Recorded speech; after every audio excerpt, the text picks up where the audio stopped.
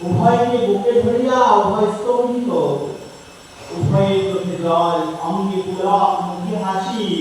সেই মধুময় অপূর্ব সম্মিলন দর্শনে আশ্রমবাসী সকলেই বিমুগ্ধ হইল। কিছুক্ষণ পরে উভয়ের কিঞ্চিৎ স্থির হইয়া পরস্পর কুশল প্রশ্ন জিজ্ঞাসা করতে লাগলেন। উভয়কে দাদা সম্বোধন করিতেছে। বাবাজি মহাশয় বলেন, আপনি একে ব্রাহ্মণ, তাহাকে সুবিজ্ঞ পণ্ডিত। আপনি আমার দাদা, আমি আপনার ভাই। বলেন, আপনি একে বয়োজ্যেষ্ঠ, তাহাকে ভজন করানো বৈষ্ণব। আপনার সঙ্গে আমার তুলনায় হয় না।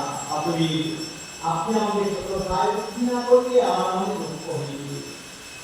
চার দিন আনার কথা বলায় বাবাজি মহাশয় আর কোনো উত্তর করতে না